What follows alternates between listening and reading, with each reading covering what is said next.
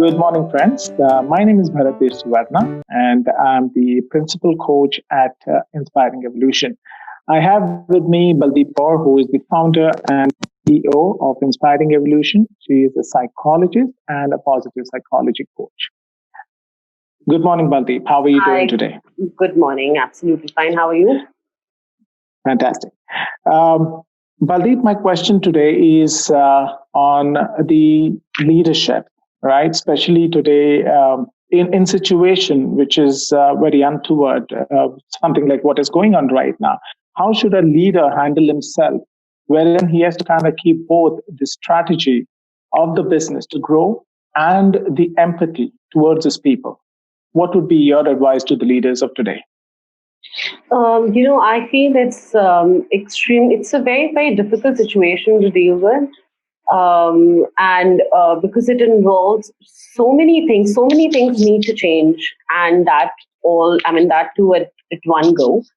But I think now it's even more important to be really, really connected to your team, and it's extremely critical to focus a lot on the vision and keep communicating that to the team, because it's going to change. It will keep changing, because the situation is so uncertain and nobody really knows what's going to happen.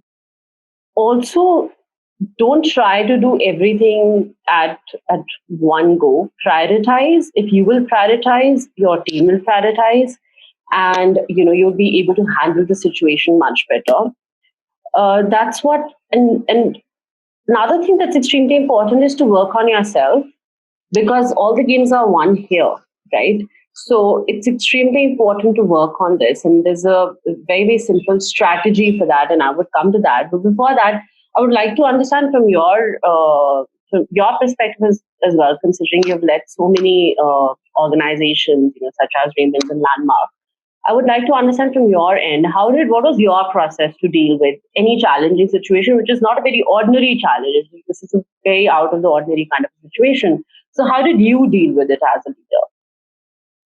Well, I would say the present situation is very, very different to any challenges that we have actually seen in our businesses earlier. And well, my thought process was very, very simple. I kept it simple. My focus was always on communication, and I give importance to a lot of one, because I think so people normally get carried away when you even write and communicate. Even though I was a COO, I used to spend a lot of time with the people. So hit ground zero, speak to people about the challenges that you're facing. And believe me, at times we used to come up with brilliant ideas as to how to tackle the situation through our people. So I have learned it a very different manner altogether. And I think so probably because I've been led also by leaders who believed on the same concept. Mr. Mickey Jatiani, who was the chairman of our organization, also believed the same. You know, straight communicate, connect with ground zero, and understand the real situation and sort it out. Yeah, but I think in today's situation, that's exactly the problem, because most of the people are working from home, and not every company was even ready to adopt this change. So many of the organizations have been forced to adopt this change, right? So what do you suggest there? Because currently, the only way to connect is to connect virtually, and your team members are spread all across the globe now, right? So what do you think, how can leaders still communicate their vision and be connected with their team at every possible level there? I think people have all the time today to actually use their time in the best possible manner, and technology is there out there. You need to accept and embrace technology. You've got to ensure that you are connecting with the outer world through the technology. Whether you talk about any particular concept, you talk about Cisco or Zoom, there is. So you can easily connect with people on ground zero and talk your thoughts out. I don't see a challenge there. Yeah, and I think it's also somewhat important now that even when we are having these formal meetings, it's extremely important to have a bit of informal and casual connections as well, because people are will be missing their coffee breaks and tea breaks and water cooler talks as well. So it's also important somewhere to have that informal conversation, because I myself find it very difficult now to not check with my team members what's happening? Is everything fine? Are they facing any, personal issues and stuff? And honestly, maybe I wasn't doing that often before this, but now I just feel it's extremely important, somewhere to have those conversations, because if we're going to keep it very business-like, then, after a point, we're going to lose that human connect. And I think that's extremely important. It's a very, very challenging place for any leader.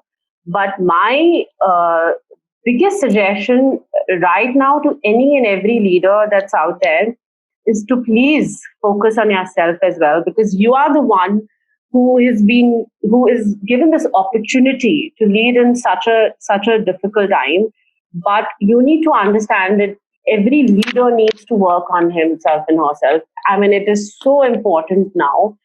We talked about a game exercise in one of the videos, but today I also want to talk about another exercise called catastrophizing, which is also based related to psychology and positive psychology, which is very simple. That what happens is when you are going through any crisis, your brain basically shuts down. And when I say shut down, it actually shuts down. It's not able to process that information. So to ensure that this doesn't affect your decision-making process, a very easy process to adopt would be ask yourself these 3 questions and ask them in the same order. Okay, which is, what's the worst that can happen in this situation? Okay, and answer that to yourself. So ask everybody, what is the worst that can happen in this situation? Then ask question number 2, which is, what is the best that can happen in this situation? Okay. Third, what is most probably going to happen in the situation? Okay. So this technique is called catastrophizing. What is the worst that can happen in the situation? What is the best that can happen? And what is the most probable case? What's most probably going to happen? Why am I asking leaders to do this is because what happens in such scenarios is your brain will always throw the worst case scenario at you. Always, because it's operating from a space of fear. You're not really able to process information, because leaders are also human beings, and most of the leaders are also dealing with things at personal level right now, right? And we can't just ignore that and and expect them to behave in an extremely 100% perfect way. It's not going to happen. So what's important is, because your brain is going to throw worst case scenarios at you all the time, this is a good way to really critically analyze the situation. And I think this should become your default decision-making process, especially in such times when most of the decision-making is happening. It's not based on facts. It's going to be more intuitive. It's going to be more, okay, this sounds good or feels good or whatever it is, let's go ahead and implement it.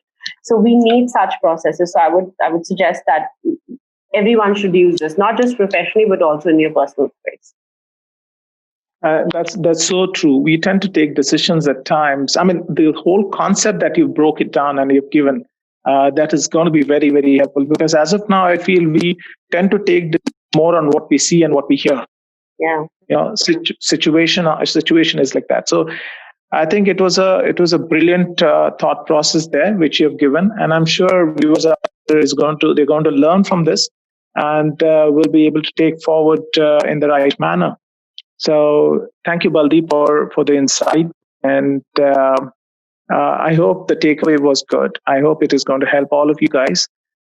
We'll connect again in our next video, probably in the coming week. Thank you. Baldeep, thank you, Baldeep. Thank you so much. And please, again, be safe, stay indoors.